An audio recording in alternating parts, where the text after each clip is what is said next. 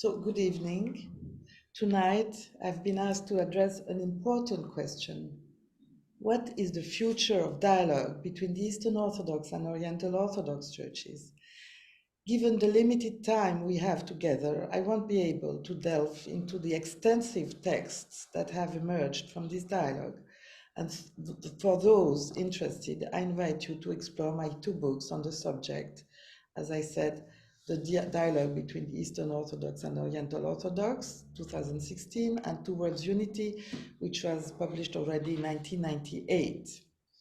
Today, some believe that the key issues have been resolved through the existing dialogue, and they view the process as largely complete. However, others, including the Russian Orthodox Church, but others as well, argue that certain questions and texts need further refinement and deeper exploration. There are also more conservative factions within the Eastern Orthodox Church, I would say in particular, not so much in the Oriental Orthodox family, but in the Eastern Orthodox family, who continue to reject this dialogue, labeling the Oriental Orthodox as monophysite and heretical. Now I would like to offer some context and share my thoughts on this bilateral and its potential future. When dialogue began in Chambézy near Geneva, which is my hometown, and my parish in Geneva in 1985, it was agreed to discuss the following main themes at subsequent meetings. 1. The interpretation of Christological dogmas today. 2. Problems of terminology. 3. Conciliar formulations and historical factors. The common declaration of faith drawn up at the monastery of St. Bishoy in Egypt in 1989, is considered by some to be the most significant achievement of the official dialogue. It expressed the common Christological convictions of the two sides and was transmitted to the churches for their approval. It also recognized that both families of churches confess and venerate the Holy Virgin as Theotokos.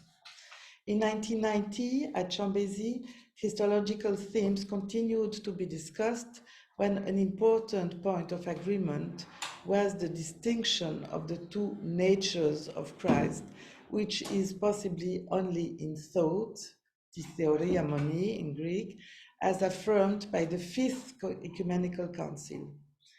In 2005, again in Chambézy, the Inter-Orthodox Dialogue Commission emphasized the need to devote special studies to the Syrian basis of the dogmatic definitions issuing from the Fourth, Fifth, Sixth, and Seventh Ecumenical Councils. This is an essential point, as Cyril is the main reference in Christology for the Oriental Orthodox and is also recognized as a church father by the Chalcedonians. In fact, for me, just this should be enough to solve the whole problem, because Cyril is a common church father and his Christology is common to the two families of churches, Eastern Orthodox and Oriental Orthodox. Now, at the end of the 2005, the communiqué planned the next stages of the dialogue and took into account the criticism and reticence of some local churches, such as the Russian Orthodox Church, and of certain monasteries, including some on Mount Athos. And here I want to underline what Father Placide Dessay always told me, that you cannot speak of Mount Athos as such because you have different trends, even on Mount Athos and in monasteries like Simonos Petra, where the monks are very educated. Well, they don't see and they don't call these Oriental Orthodox monophysites. You know, they have understood the terminological misunderstanding at Chalcedon and afterwards. So in 2014, these different issues were taken up at a meeting in Athens of the Joint Commission, which pointed out the very high priority of this dialogue. It called for a systematic evaluation of all the theological criticism of proposals made during the official dialogue and for a theological defense against all prejudices and polemical arguments. And I think this is very important and to be underlined. In fact, this was written in an article by Metropolitan Emmanuel Adamakis, who is the present president of the dialogue, who represents all the Orthodox churches.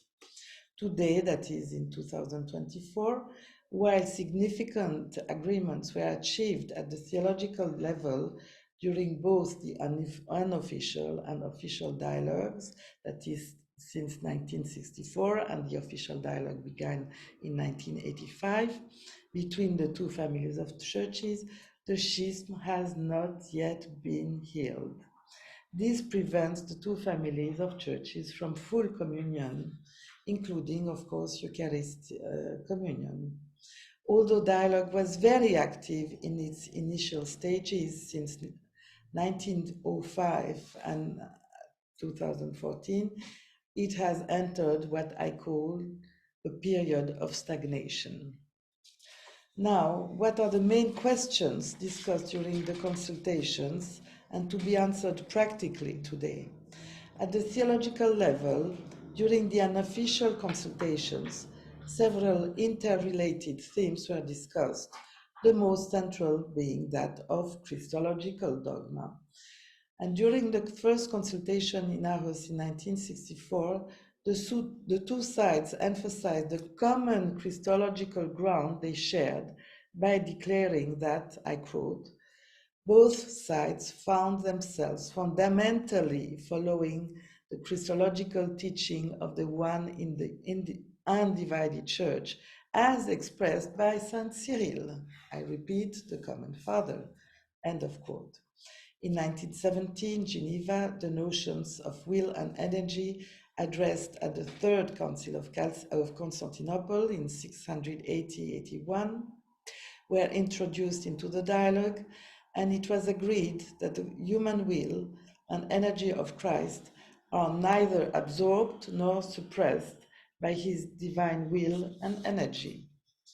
In 1970, also in Geneva, the participants were nevertheless aware that Christological dogma was integrally related to soteriology, ecclesiology, spirituality, and the entire liturgical life of the Church. They agreed that a joint theological commission would also have to examine canonical and liturgical problems, such as the anathemas. In fact, today, the two main questions remain to be solved. One, the anathematization of some non-Chalcedonian saints, such as Severus of Antioch and Dioscoros of Alexandria, and two, the non-acknowledge of 7 ecumenical councils by the non-Chalcedonians who acknowledge only 3. So, one, there is canonical and liturgical depreciation of figures such as Severus of Antioch and Dioscoros of Alexandria, whose recognition as doctors and saints of the Eastern Orthodox Church is disputed. This affects the question of whether their writings belong to the Orthodox ecclesiastical corpus, although recent scholarship indicates that both are followers of the Miaphysite Christology of Saint Cyril. So if we accept the Christology of Saint Cyril, of course, we should accept as well the Christology of Severus and Dioscoros. The question 2, apart from Christological dogmas and the recognition of certain church fathers, the unofficial consultations also reflected on related ecclesiological issues, which is, of course, very important in both the Eastern Orthodox and Oriental Orthodox churches. These included the meaning and place of certain councils in the life of the church. And of course, the 7 ecumenical councils which are, as I said, 7 for the Eastern Orthodox and only 3 for the non-Chalcedonian Orthodox. So there are also Eastern Orthodox theologians for whom the recognition by the Oriental Orthodox of the 4th, 5th, 6th, and 7th ecumenical councils is considered an absolute necessity, such as Jean-Claude Larchet. So for that, you have to see his book Personne et Nature, la Trinité, le Christ et l'Homme, which is a book published by Le Cerf in 2011. And I would say that this question of the recognition of the councils after Chalcedon is really the main question today to be solved in the dialogue. Concerning the mutual lifting of anathemas, the Second Common Declaration in 1990 affirmed such a possibility because the historic anathemas were not imposed out of concern at heretical teaching. For example, Dioscorus was rejected for ecclesiological reasons, not for theological ones. In the tradition, Orthodox tradition, in order to re-establish ecclesial communion at the canonical level, there must be a procedure on both sides to lift the anathemas and to acknowledge all of the 7 ecumenical councils. Such issues have been tackled recently by theologians who have suggested ways of implementing these procedures and clarified who has the necessary authority to do so. For example, read the articles written by Father Erickson and Professor Fidas in my book, published at Volos in 2016. Number 3, there are also jurisdictional questions related to the manifestation of the unity of the Church at local, regional, and world levels, which should also be addressed. The question of jurisdiction is not to be regarded only as an administrative matter, as it also touches on some key issues of ecclesiology. For example, the question of one bishop united in one Eucharist in one city, which is not the case today between the Eastern Orthodox and Oriental Orthodox churches, not only in the Middle East, but also in the diaspora context. In this respect, proposals concerning a series of practical steps to be taken were put forward in Geneva during in the unofficial dialogue in 1970.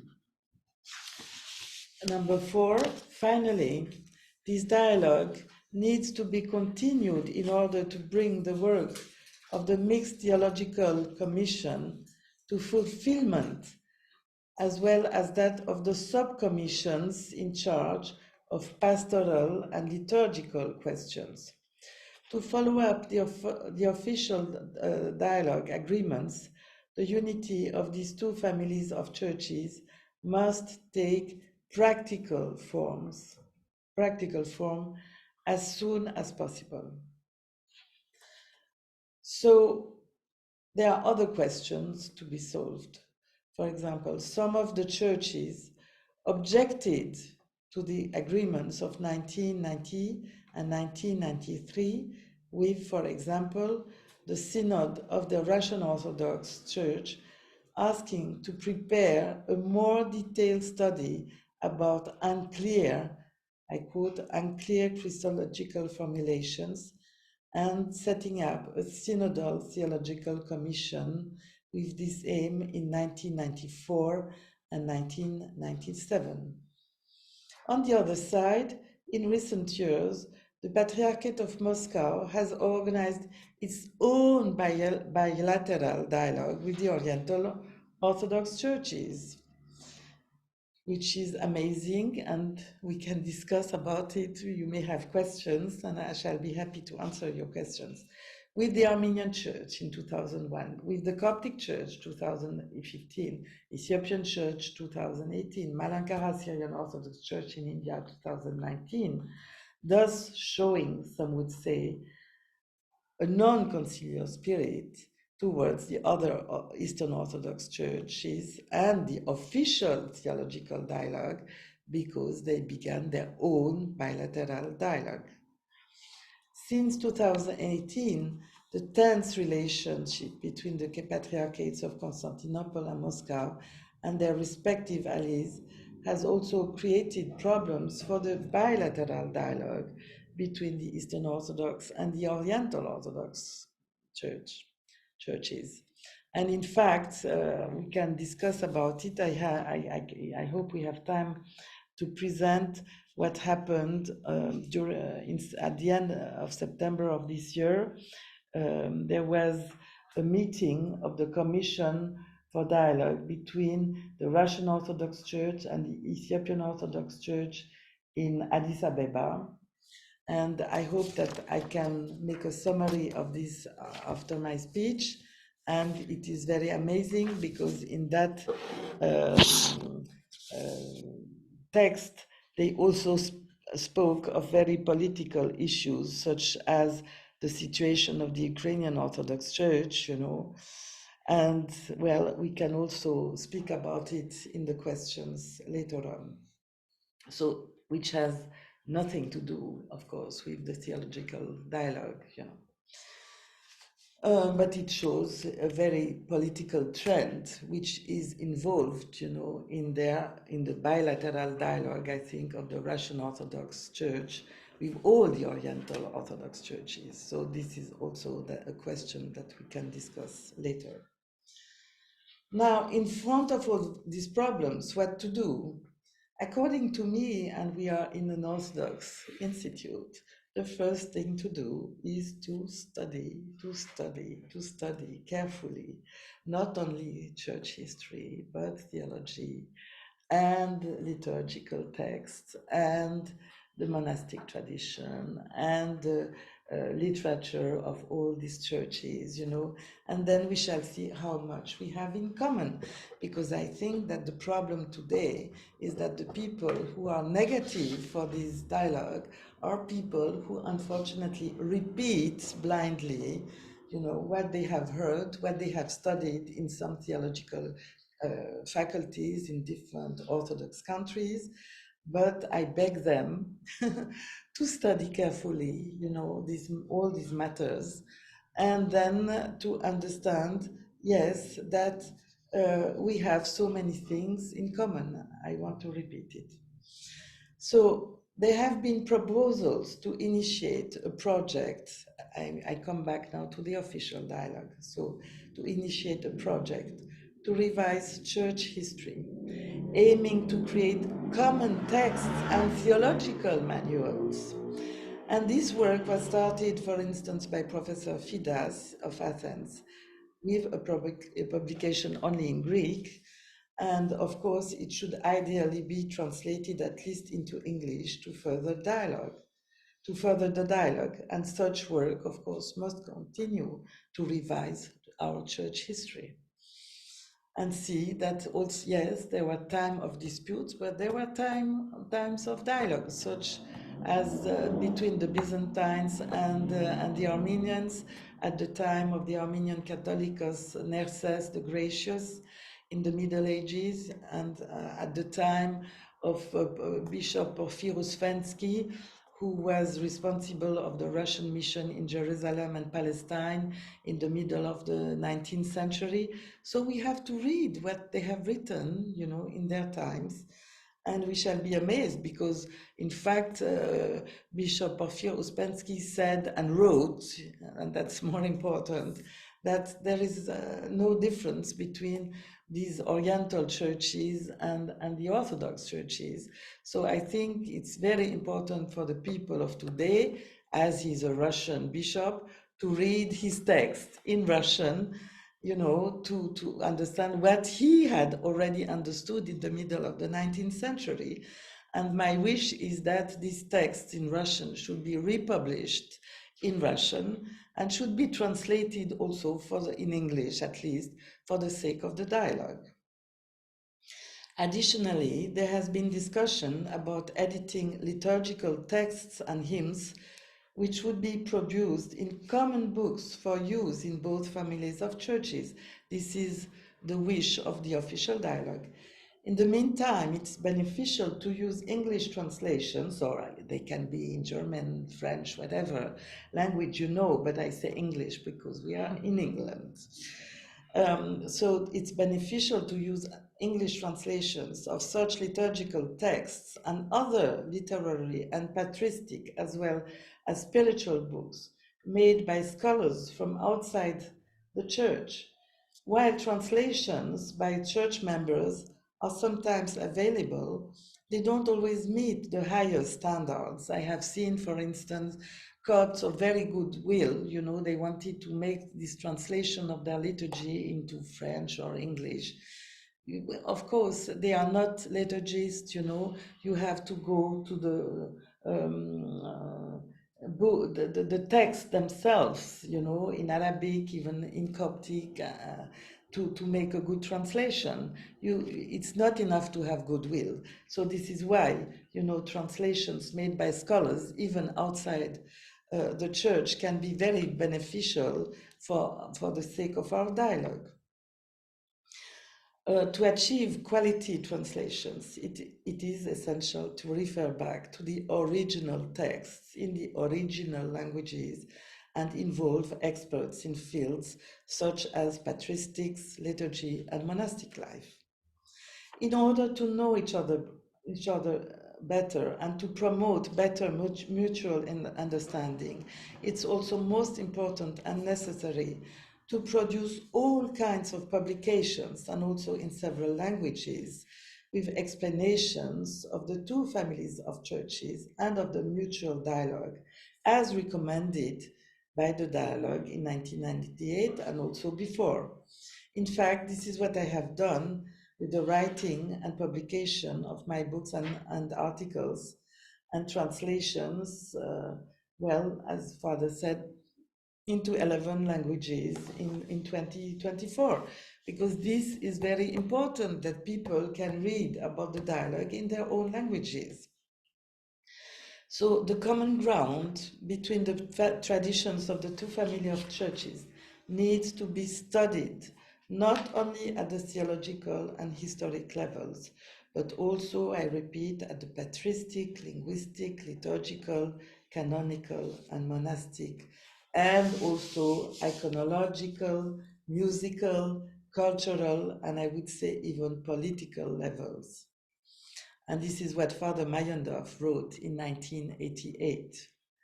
And I add that the sociological and even psychological levels could be added in this list, because I think that we have, you know, these we have fixed ideas. It is very difficult to go beyond, you know, what we were explained. And so this has to do also with psychology in some cases. Then it is important to have practical dialogue by knowing each other and meeting each other. In the ecclesiology of the Orthodox tradition, it is considered both important and necessary to accompany theological dialogue with practical dialogue at both the institutional and grassroots levels.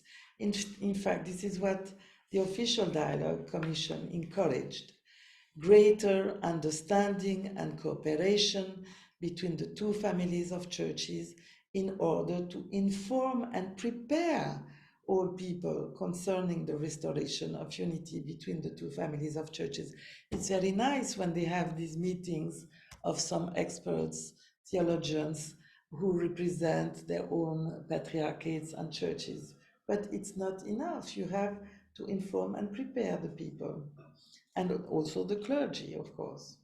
and also the future clergy. This is why I always try to visit and give speeches in the theological faculties of the Eastern Orthodox and Oriental Orthodox churches, trying to inform these, the future clergy. Now there are also the texts in the official dialogue called recommendations. And at the practical level of the dialogue, here are just some examples. From 1964, that is from the very beginning of what we call the unofficial dialogue, the texts of the dialogue recommended exchange of visits at all levels of both clergy and laity, with regular meetings between the different primates of the two families of churches, exchanges at theological institutions between teachers and students, even meetings between monks and nuns of the two families, and strengthening of cooperative relations between the clergy of the different churches. At the local level, members of both families of churches, clergy and faithful, have been encouraged to visit each other's parishes in order to appreciate the liturgical tradition of the others. It has been recommended that bishops should have regular meetings, such as those organized by the Standing Conference of Canonical Orthodox Bishops and the Standing Conference of Oriental Orthodox Churches in the USA. We should do the same in Europe, you know, and not only in Western Europe, but also in Eastern Europe, because nowadays you have a Coptic parish in Bucharest, you have these Oriental Orthodox are present in Japan, in incredible places in South America, North America, Australia, and in all these countries and continents, you also have Eastern Orthodox, and this is a good chance for these people of the two families of churches to meet and know each other better. So I underline that the practical dialogue is essential. And this is, you know, practical dialogue. This is what I have tried to contribute in my humble way by founding a small association in Paris when I was living at that time. That was in 2001. And its president was my spiritual father, Father Boris Bobinskoy, then Dean of Saint-Serge Institute, who strongly supported my work for the dialogue and wrote prefaces for some of my books. So the association held annual meetings that brought together Eastern Orthodox and Oriental Orthodox in Paris and in other places. We also organized concerts featuring liturgical chants from both families of churches. And, you know, because to have these concerts of liturgical music and all these liturgical songs are so beautiful from the two families, it's good to hear them. It's another type of dialogue, you know. In 1985, I accompanied two nuns from the Coptic Orthodox Church on visits to a dozen nunneries in Greece. We also organized pilgrimages to Egypt and Ethiopia. And since 1996, as I said, I have written and published articles and books to foster dialogue and understanding between the two families of churches. Well, despite the challenges and occasional despair, I must say, I continue this work knowing that I shall not see the unity I have dedicated nearly 40 years of my life to achieve. This is why I'm so committed to visiting and discussing with theological students from both families of churches, such as we are doing today. And I sincerely hope that each of you will contribute to this dialogue, working towards the unity of our churches. Also, according to the Armenian Catholicos Aram of Cilicia, who is now, the seat is in Lebanon, in Antioch, two crucial questions now face the Oriental and Eastern Orthodox churches.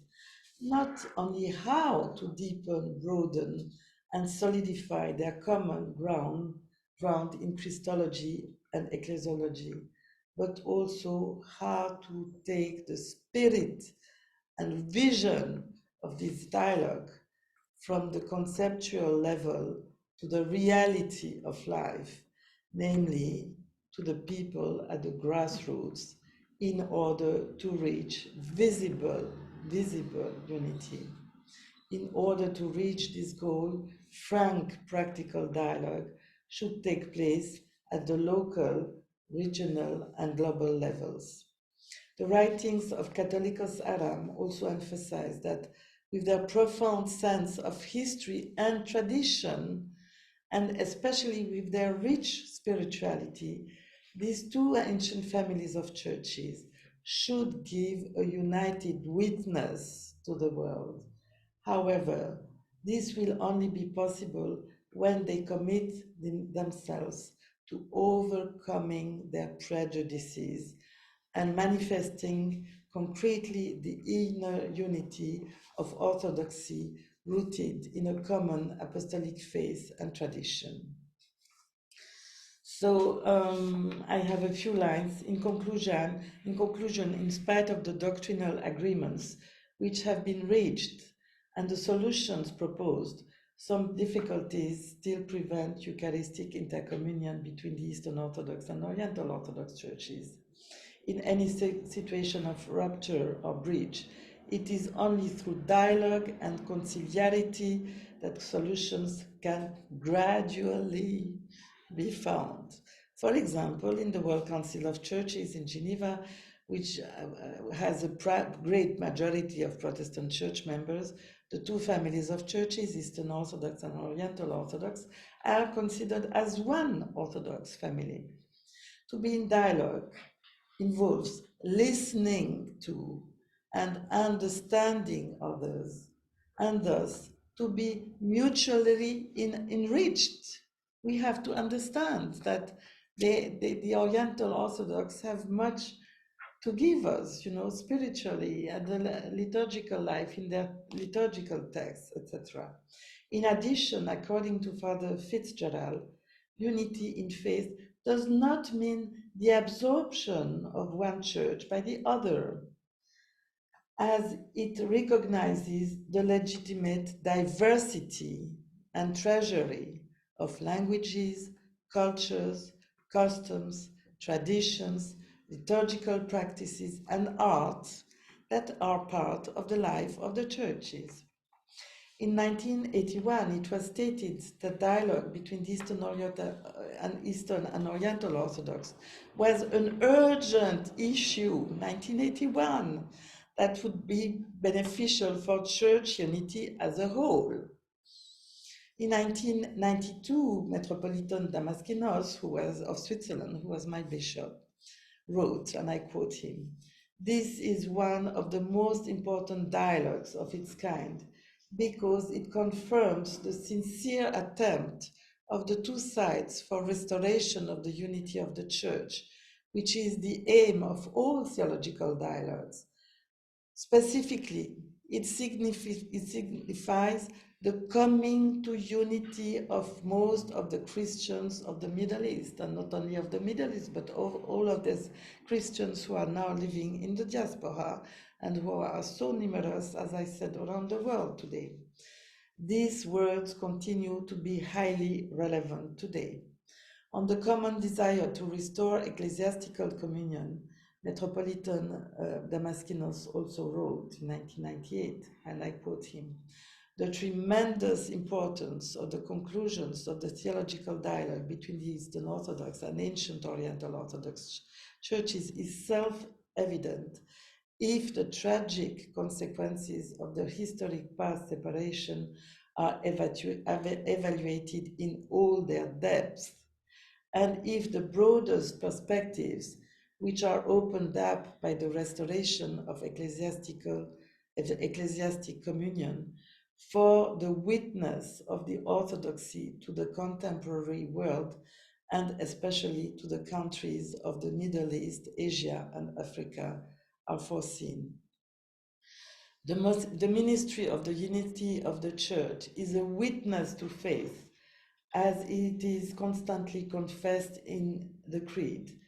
Any, and this is, I understand this coming sentence, any quarrelsome theological disposition or diminished sensitivity at the prospect of restoration of ecclesial unity, when there is an official declaration of full agreement on the right faith, which has been accepted by the theologians who were speaking together at the level of the official dialogue, so should be regarded as unthinkable and certainly as reflecting a false understanding of the operation of the mystery of the Church in the history of salvation. End of quote. Here I want to repeat once again that systematic study and a change of mentality and heart are the prerequisites for unity.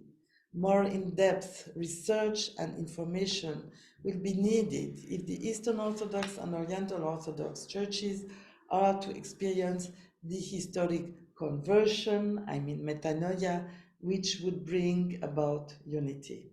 Thank you for your attention. I am now ready to answer any questions you may have, and I hope that they will be numerous and thought-provoking for the benefit of the dialogue we have discussed tonight.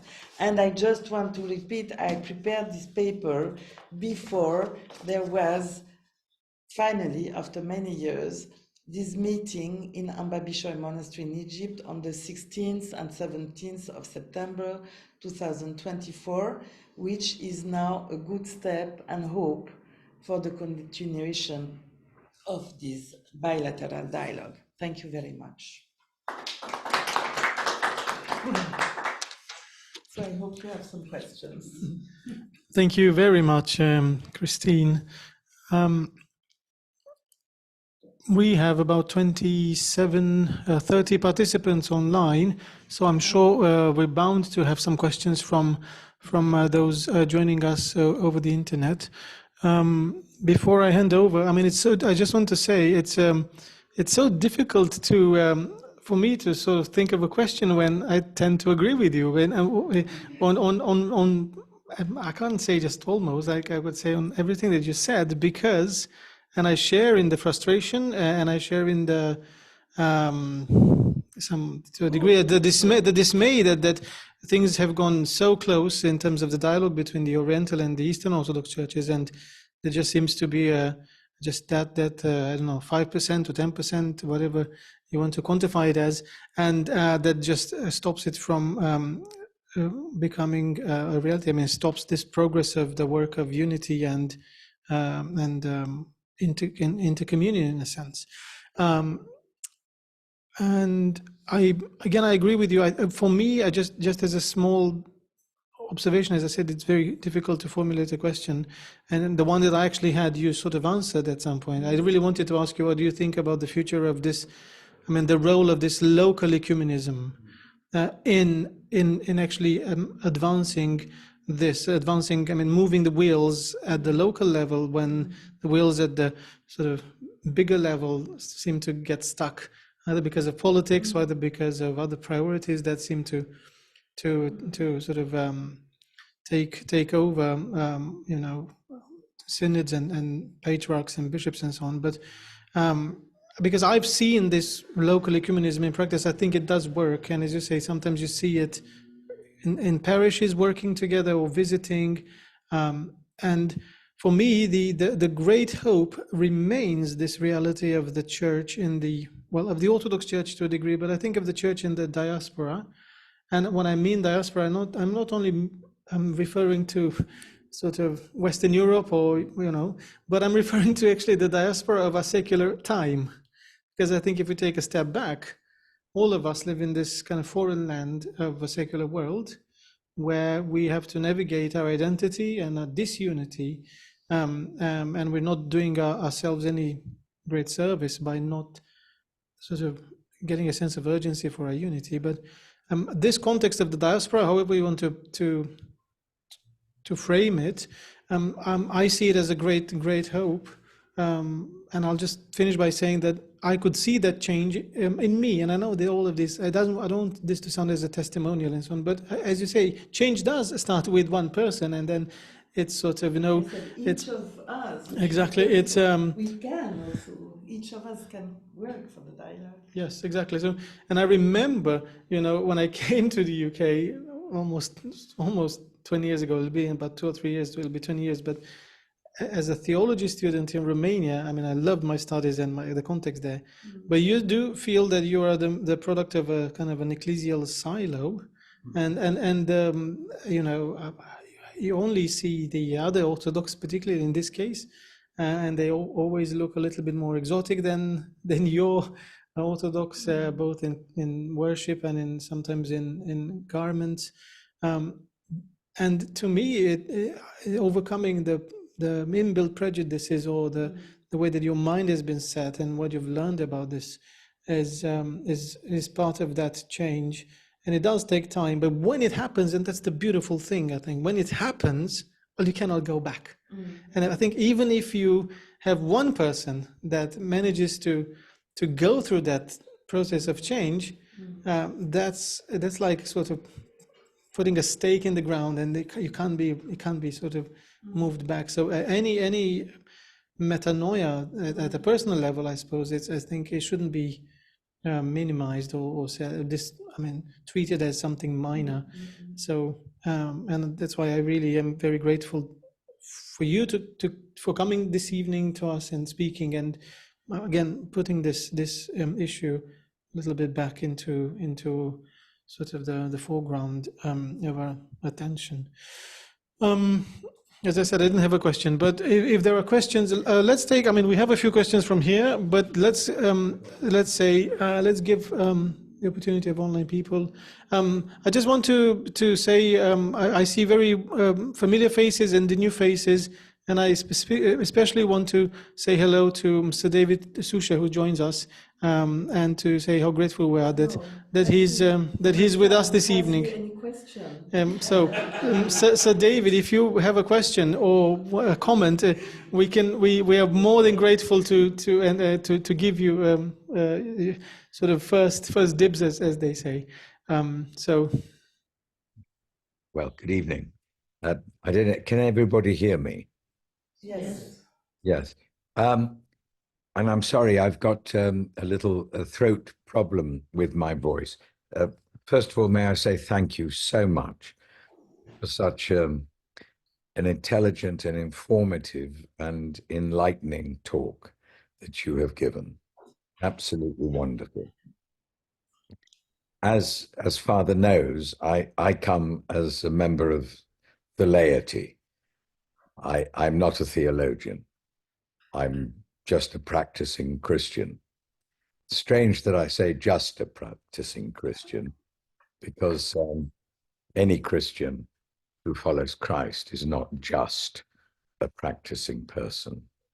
I'm dismayed in my heart of hearts that this schism not only has gone on for so long, not only has been termed an urgent need for decades, and with all the goodwill in the world from seemingly most people, yes, it's getting closer, but for goodness sake, how long is this going to take? Because Christianity at the moment is a schismed faith.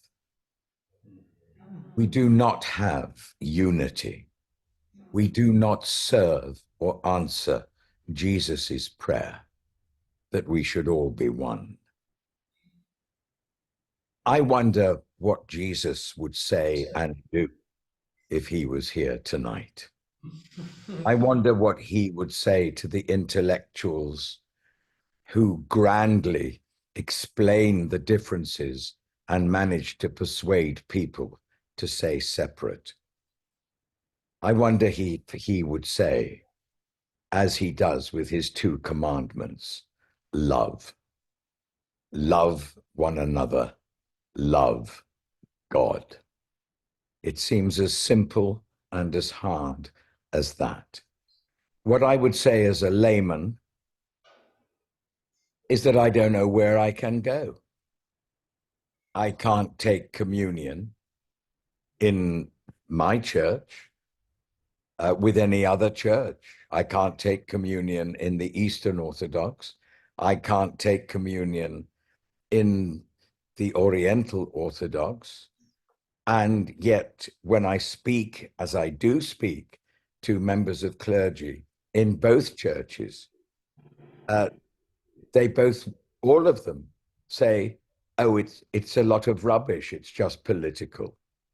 Now, you have wonderfully explained all the theological, ecclesiastical, and all these differences. But it seems to me that the big change has to come from what you said last, from our mentality and our heart. And I think that we all have to leave all these political, intellectual discussions on the table and come to each other as Christians who follow Christ, who believe in Jesus, who believe in love, who believe in unity. Because if we continue as a schismed faith, and this is a very non-wokish thing to say, we are in danger, because there is another faith, I don't have to mention it, that is growing and growing and growing. And divided, we as a faith are vulnerable. Thank you. Thank you very much for your interest in the dialogue between these very ancient churches of the Middle East, you know. And well, of course, as Metropolitan Damaskinus emphasized, it is very important for these Christians of the Middle East to be united because, I mean, they are so close. So it's a must in the Middle East, and of course, it's a must also in the diaspora context.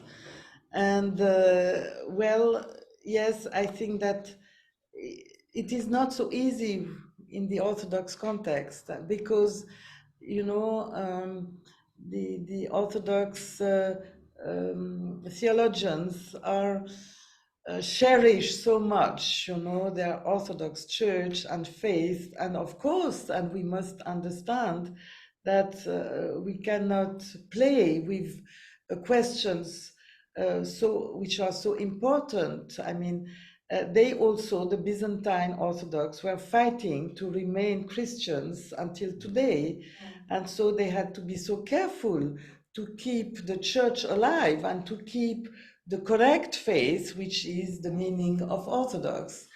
And so did the Oriental Orthodox churches, you know, they suffered along the centuries, and it's a miracle that these churches are still alive after so many difficulties in the Middle East. So I think today it's great time, you know, to sit together and not, we have been divided for nearly 15, 16 centuries, and now we should not wait for 16 more centuries, you know. Yeah. But so yes, I agree, we must be very careful, we must cherish and keep our Orthodox faith. I'm Orthodox myself, of the Patriarchate of Constantinople, but I think when certain things are clear, then, you know, we have to make some decisions and as you said, to follow the gospel, you know. And if we understand that this, because that is the only point of discussion between the Oriental and Orthodox and Eastern Orthodox, is this Christological question, you know, and how to understand miaphysis. Well, miaphysis, when it is used by Cyril of Alexandria, it is not monophysite, which is heretical. Miaphysis is to speak of a composite nature of Christ, you know, including his divinity and his humanity without mixture and without division. Once we agree on that, I mean, we have solved the question. And at the patristic level, I repeat what I said before, if Cyril of Alexandria is a father common to the church, the two families of churches, Eastern Orthodox and Oriental Orthodox, again, this should solve our problems very quickly. So we have to take this into consideration and make steps forward. This is my stand, of course. And thank you very much for your interest. Thank you. Thank you very much. I think there's a raised hand by one of the participants online. And may I just suggest, if you do have questions and you're online, do write them in the chat if you can, simply because it allows us to read them and, in a sense, curate them, not in a sense of censorship, but in the sense of trying to simplify things and then make the best of the time that we have. So I think Mark Anis has raised his hand, and if we can allow him to speak, and then we have Ralph, our dear friend, Dr. Ralph Lee here. Who is speaking now? There's a gentleman called Mark Anis, a participant online. Yes. Thank you very much. Can you all hear me? Yes. Right. Thank you, Christine, for your talk. Thank you, Sir David, for your comments. I've got a couple simple questions. I think one of them, well, I had three, but one of them was answered by Christine in her reply back to David about Cyril of Alexandria. Thank you for that. The other two was prior to the meeting in One Saint. question after the other, please. Yes, I will do. Prior to the meeting in St. Bishoy Monastery in September, had the dialogue stopped since the 1990 during the time of Pope Shenouda? No. No, because they had a meeting in 2004 and also in 2014. We have no time to speak of what they discussed, but in my book, I repeat, you can read it for free. You will be sent the links, you know, and it's on page 449.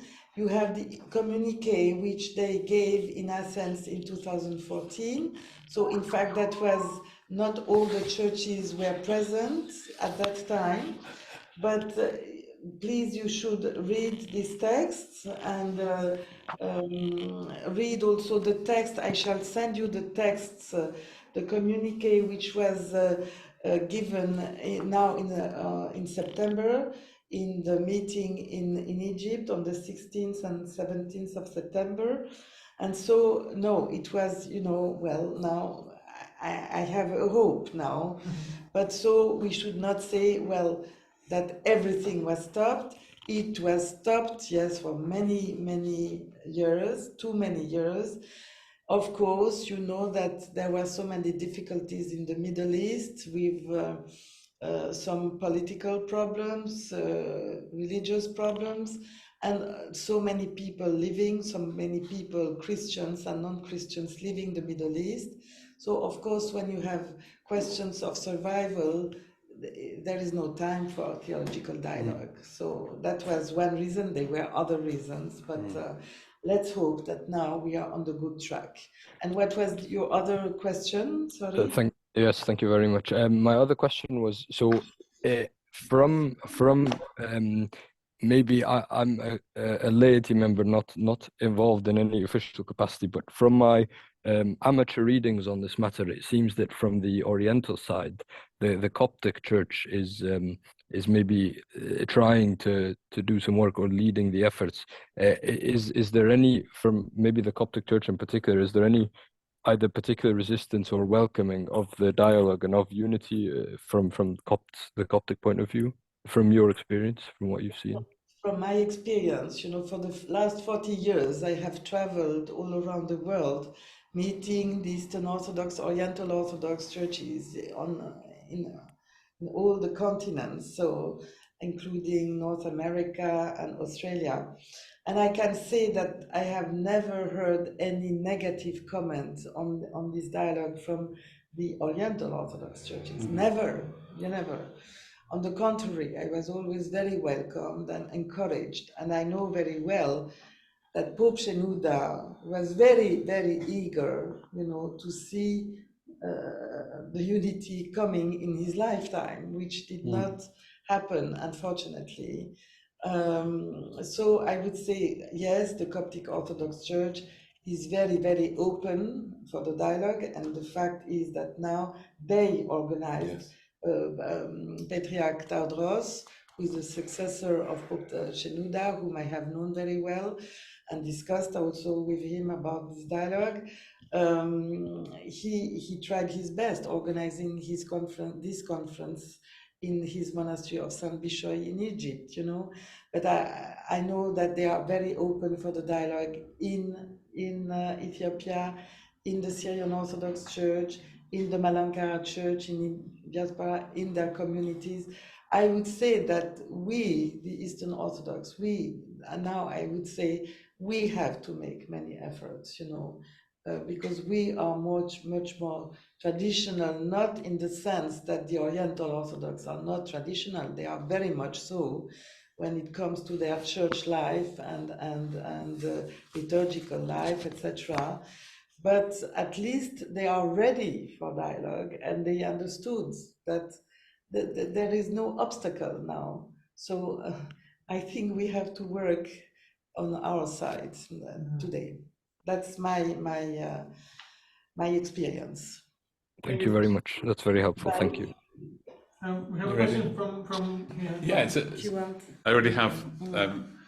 Don't normally have a problem making my voice heard, as you know. But a sort of comment leading to a question, really, because I think for those of you who don't know, I spent a lot of time invested in the Ethiopian church and so on. And I think some of your comments are very astute, because at one level you get these comments from the hierarchs saying that we don't have the authority to lift anathemas.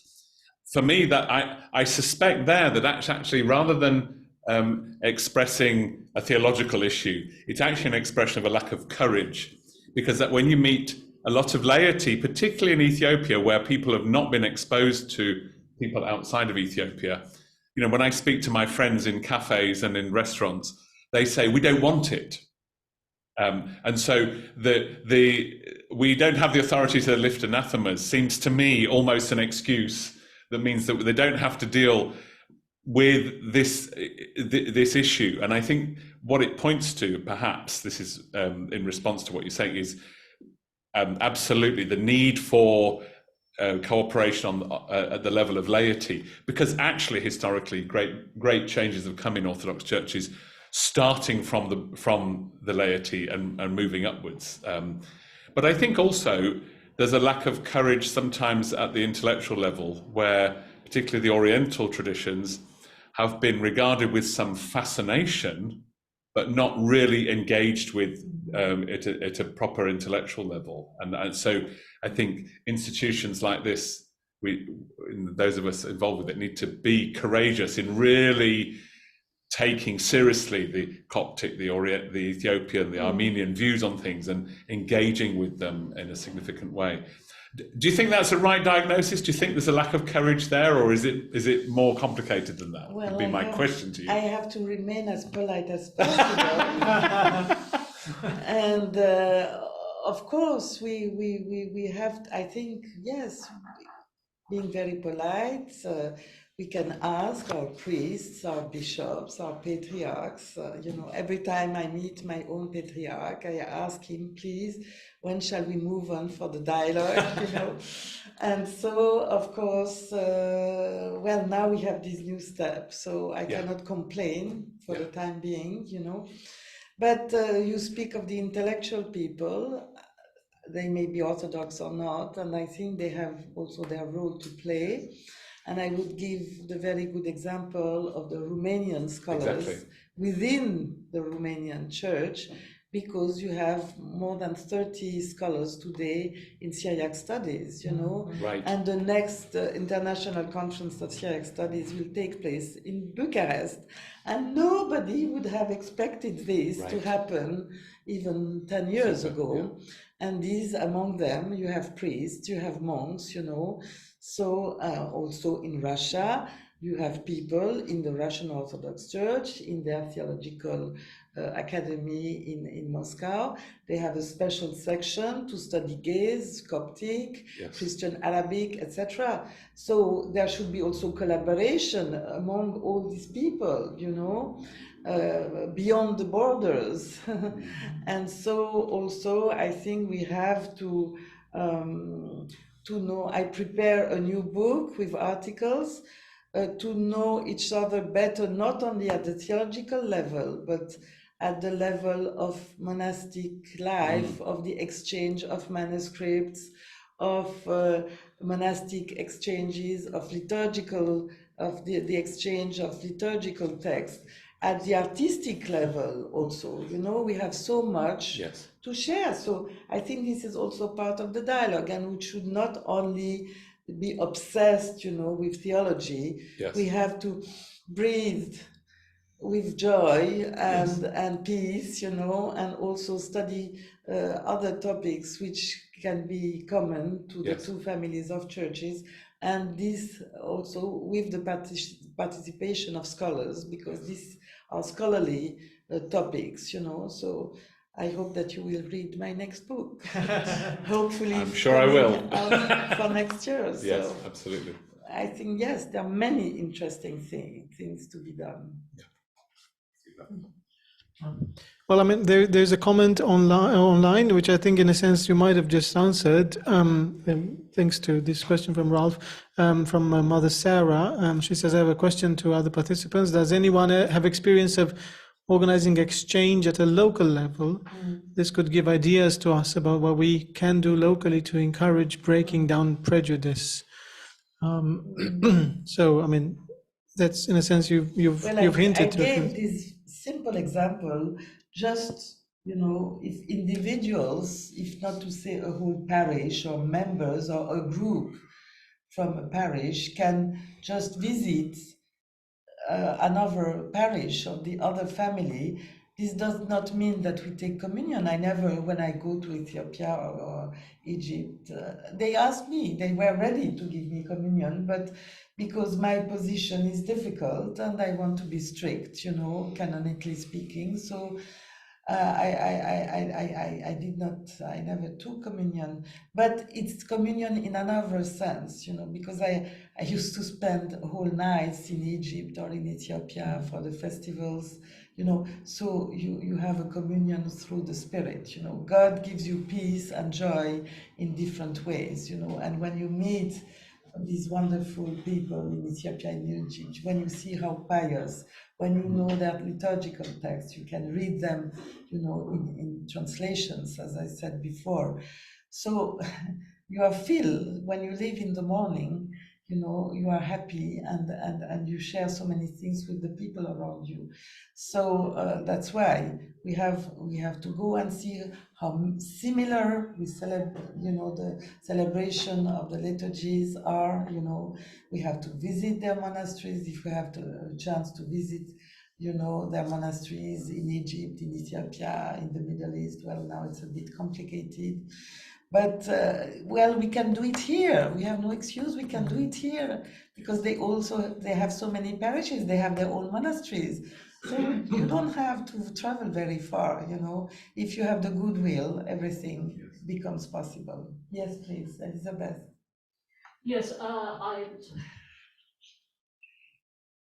Thank you. Can you introduce yourself? Yes, Elizabeth Theocritos from IOCS. I don't have experience of organizing such things and but a little of participating, and the IOCS event in Southwark was a prime example of that, with a big presence from, I think, primarily Copts and Eritreans, yes. Was it?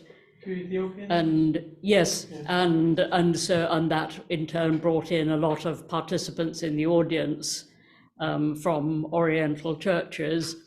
And also, I don't know whether they continue it, but for several years, St. Vladimir's Seminary in New York would have an annual joint conference with St. Nerses Armenian seminary and other Oriental Orthodox. Perhaps Mother Sarah was thinking more at parish level,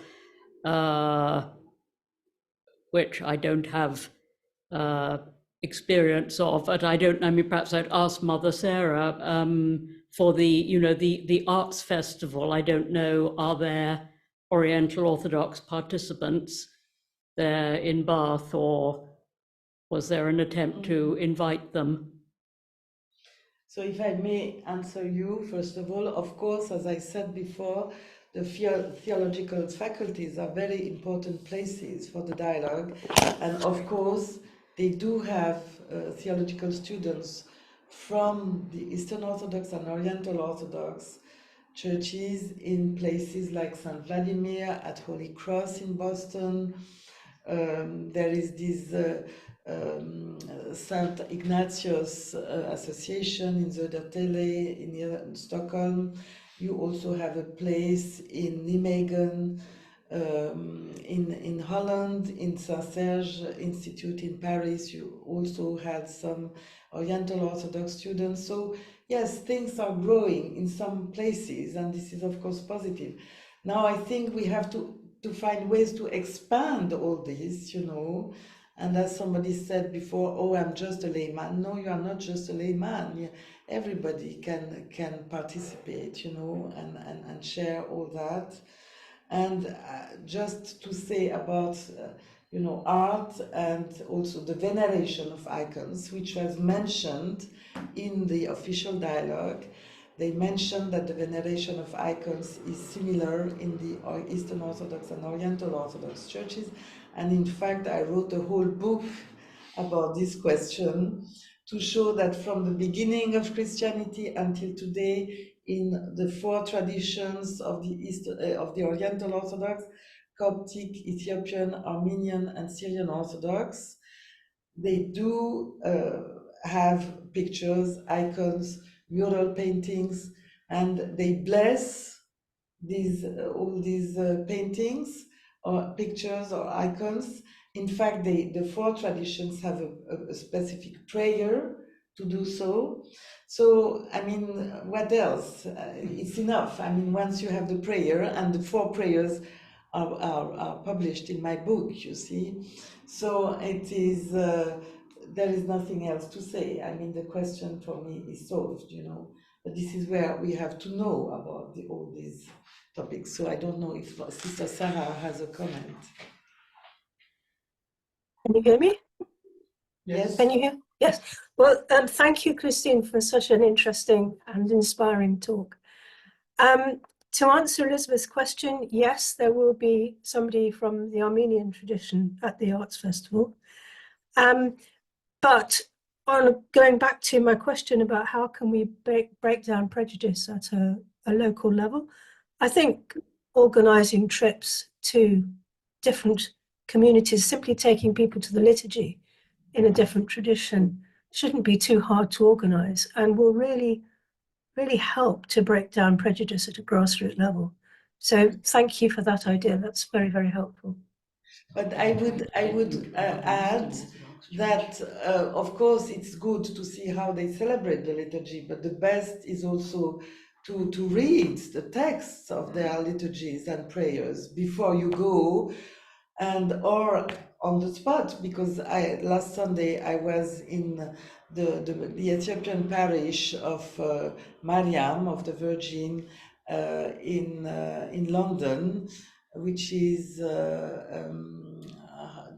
well, now anyway, it's easy to find it on internet, and they do it also in the Coptic Church and also in the Syrian Orthodox Church today, because the children go to the British schools and they speak English, and they don't know the church language, or they don't know Arabic or Amharic, or even less Ge'ez, which is the classical language. So now they have these kind of screens, to follow the liturgy in the language of the country. So here it's English, it can be French in France, etc., German, or etc.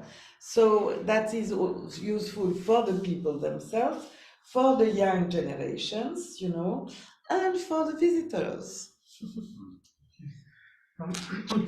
There is one question again on the screen. I'm mindful of the time, and I think we will take that question a little bit, and we will sort of try and draw this lecture to a close, this evening to a close. But just to also chip in is that we at the Institute have sort of set down the groundwork of working to offer 2 modules on the Oriental churches. I mean, we talked about this with Rolf.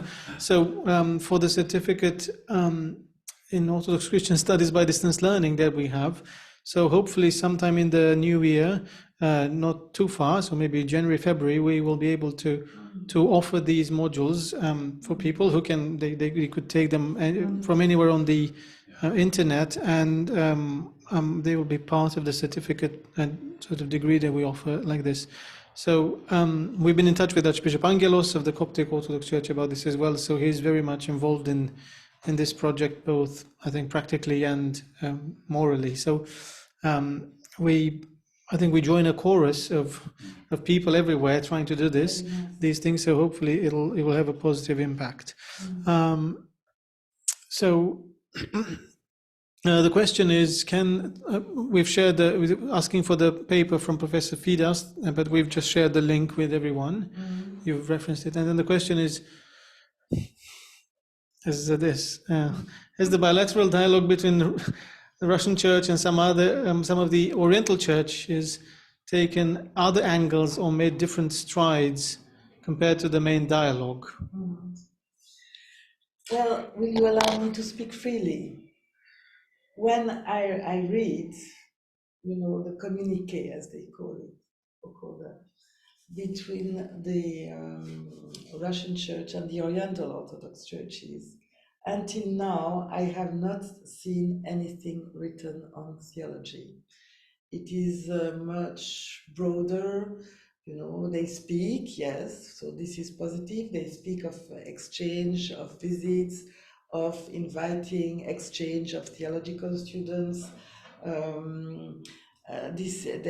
Recently they had a choir from Russia singing for a festival in Addis Ababa, important one, the church of the Festival of the Cross. Well, they at the very practical level, well, it's true they have done a few things, but until now I have not seen anything, you know, written at the theological level, because as you know, we cannot say that the Russian Orthodox Church is known to be very ecumenical minded. So that was my questions for so many years. Why did they begin this bilateral dialogue with the Oriental Orthodox churches? And well, as I said, they did some practical things which are positive, and there are other things, but we don't have time to speak about that. But you know, in their last meeting that was in Addis Ababa between the Russian Orthodox delegates of the Moscow Patriarchate, that was now on the in last September, and there was a delegation from Russia. They were in Ethiopia between the 22nd and 26th September 2024. And then suddenly, in the middle of the joint communique, you have the delegation of the Russian Orthodox Church expressed gratitude to the Ethiopian Church, which provided support to representatives of the Moscow Patriarchate at international events when they, that is the Russians, were subject to unfair discrimination caused by political reasons. The members of the commission from the Russian Orthodox Church informed their Ethiopian colleagues about the situation of the Ukrainian Orthodox Church, whose believers are being persecuted for their loyalty to church canons, and I could make many comments about that, especially after the decision of the Ukrainian authorities to ban it. So sorry, but this is too much for me. I don't think this is the proper place. I want to know who are the persecuted today, the people persecuted today in Ukraine. This is one question. And then, then it shows that, yes, there are political implications in this bilateral dialogue. So it's a reality. I know that Serge Model has presented a doctorate thesis in An Nour last March, showing how the Russian Orthodox Church has been active, in political affairs of the Soviet Union in the 20th century. The thesis has 1,000 pages of documents, and comments. And I see that today this tendency, this trend is going on, that they mix up theological dialogue with political things. And I don't think that this is the best thing, because do we follow the gospel? This is for me as an Orthodox the first thing when we are doing things like that. Do we follow the gospels? Are we really the followers of Christ? What do we involve in these dialogues? So well, we shall see how all this is developing. But it's clear in this communique that there were political intentions as well. So that's not my trend. And I just want to say one thing which is very important, because when you visit the other parishes of the other family of churches, and I said, please read the texts, to understand how the text can be similar, because the Armenian Church, in fact, in the Middle Ages, has nearly copied our Orthodox liturgy. So you will see so many sentences which are similar. The same between the Coptic Church and the Greek Orthodox tradition. You have so many texts, even like what we sing, Christos Anesti is sung in the Coptic Church, and many other songs. So, you have to read that, and then please read in this book, which I mentioned at the beginning, some articles which explain for each tradition, Armenian, Syrian Orthodox, Coptic, and Ethiopian. You have some authors of these churches explaining Christology of their tradition through their theological texts. And I think this is important, and to read, to be convinced, because when you read their liturgical text, which they prayed for, let's say, 15 centuries, and when you see the Christology they have in their liturgical text, this is for me the best proof that, we have the same Christology. I repeat that Jesus Christ is fully God and fully man, without mixture and without separation. And when I was in Ethiopia or in other places, I would ask the young children, in the most simple way, do you believe that Jesus Christ is fully God and fully man, without separation and without mixture? And even children would always say yes, And here we are, the children, they understood better than some adults. Thank you very much, Father. Christine, thank you so much. I feel indebted to you for sort of regaling us in this evening with your talk. As you touched on both very sensitive and important theological issues, but also on very practical issues. And in a sense, you've, to me certainly, you've given more hope and a sense of perspective on these things. And I'm again very grateful to you for what you offered to us this evening. Thank you very much. Again, as we close, I just want to plug the Institute a little bit and just say that please visit our website. If you are not subscribed to our newsletter, you can do that very easily on our website. and we send a newsletter with updates about our events, our courses, and opportunities for study and research every other week. So we're not spamming people, but it's a good way to keep in touch with the Institute. We're celebrating 25 years this year, and for us this has been a wonderful year of celebration. The last event in our 25th anniversary events will take place at the end of November, on the 30th of November, here in Cambridge. You can find information about that on the website, how to register. If you want to come to meet us in person, some of the students, some of our alumni, some of the people who teach for the Institute, lecturers and so on, do come. You'll find, as I said, more information online on our website and in the newsletter that we send to those who subscribe. But we hope that that event on the 30th of November will be a wonderful event. We look forward to welcoming some distinguished guests. Sir David Suchet is one of them. We're very much hoping that he will join us then as well.